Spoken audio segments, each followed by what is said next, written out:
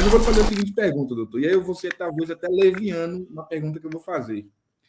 Especula-se que haveria uma relação homossexual entre os dois. Essa é a verdade.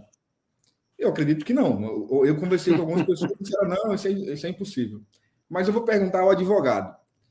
Se fosse confirmado essa relação entre os dois, isso afetaria o processo? Olha, eu vou dizer o seguinte. Se houvesse algum tipo de relacionamento entre o Dobson e o rapaz, no mínimo, isso poderia ser usado nos autos, porque, assim, se ele tivesse um relacionamento, ele tivesse se relacionando com ele dentro da casa com a cantora lá. Isso Sim. seria... E a criança, né? E a criança. E a criança. Mas, assim, é algo que poderia, assim, ser explorado, porque é algo que seria extremamente... no mínimo, imoral, para não dizer... Eu não posso dizer ilegal, porque nós sabemos, no nosso país tem duas vertentes aí que são já firmadas em lei e em juízo. Primeiro, todo mundo deve saber que a homossexualidade, a prática, seja o que for, não configura nenhum tipo de ilícito. Pelo amor de Deus, nós não estamos falando disso aqui.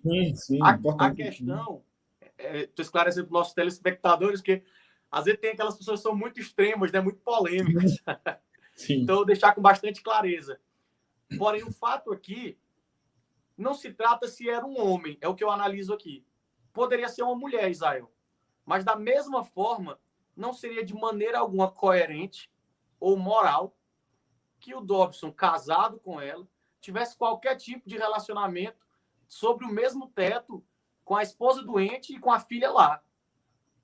Entendeu? Poderia ser uma mulher. Aqui não se trata exatamente de ser um homem.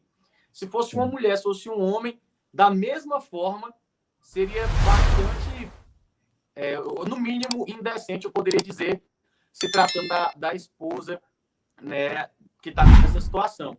Né? Mas isso não traria efeitos legais de processo contra o Dobson de maneira alguma. Isso seria uma característica que poderia ser usada nos autos para falar do desdenho com a esposa naquela situação. Mas não que isso configura algum crime. Da mesma forma que, por exemplo, eu vi muitas pessoas comentando, falando assim, o Dobson, agora ele está bebendo, ele está isso, né? Ele está saindo. Gente, é interessante deixar isso aqui claro para vocês. Isso não configura crime nenhum, né? Isso não configura crime nenhum. Se ele está ali, eu boto a palavra se ele está ali na casa dele, ou no condomínio, ou seja onde for, tomando a cerveja dele, né, na dele, isso não configura crime nenhum. Para os cristãos, pode ser que configure um pecado, né? Mas um crime não configura crime nenhum, né? Talvez pelo fato, né, da cantora ser um expoente da música gospel, né? Isso traga algum abalo aos cristãos que veem isso, né? Que veem ele bebendo algo do tipo. Mas é interessante deixar claro que isso não configura crime nenhum, né? Ele está bebendo algo do tipo. Agora, a situação, se ele estivesse relacionando ou com um homem ou com uma mulher, ali no mesmo teto em que está a esposa doente e a filha, isso no mínimo mostra um desvio de caráter muito grande, né? No mínimo. Eu penso dessa forma, né, que não, independente se for homem, se fosse mulher, traria um desvio de caráter muito grande, que poderia ser usado, sim, para mostrar dentro dos autos o desdenho do tipo, né?